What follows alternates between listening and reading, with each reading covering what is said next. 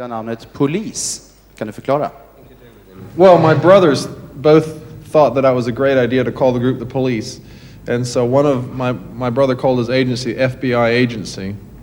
And my other brother called his record company IRS Records. IRS is the tax man in the United States.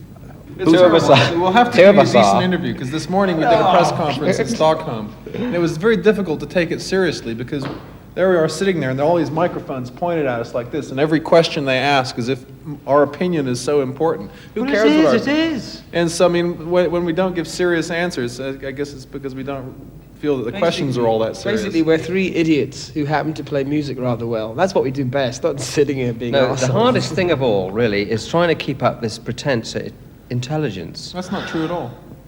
You know, today's youth idol or hero is a rock musician. It might have been something different years ago. It might have been Robin Hood. But so rock musicians are often assumed to be the voice of youth when they're not always the people who've got the monopoly on the best ideas about the way the world should be treated in the future.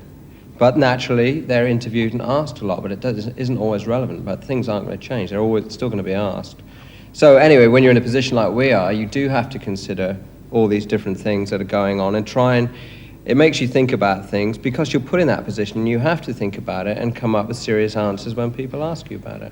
It really depends on the nature of the program you're in. I mean, this program might be a light-hearted, popular entertainment program, or it might be, I don't know, it might be really heavy intellectual, in which case we've made a big mistake. However, you really have to sort of, you know, I can't sort of give my views on world politics in a light-hearted news program.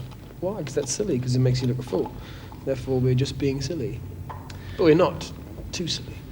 I think it's okay, you know, if there's some music you love, like reggae, for instance, just as an example, if you really love it, you know, you might just want to play it, and it might come into your music. But I think if you sit down and really try to copy somebody, to be like them, it's going to get you nowhere in the end. It's okay when you're very young and everybody starts off with lots of influences, and that's how you learn to play your instrument and become a musician, but you must grow away from it and find yourself and make your own music, especially if you want a career at it. Most things are written by Sting, not all things. Does that mean that you write the lyrics and the songs for yourself and then present it for the rest of the band? I've told you, we're not answering this sort of question on television.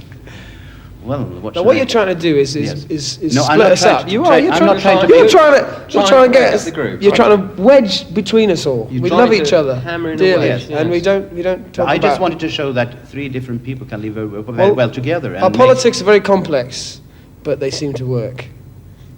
End. That's right.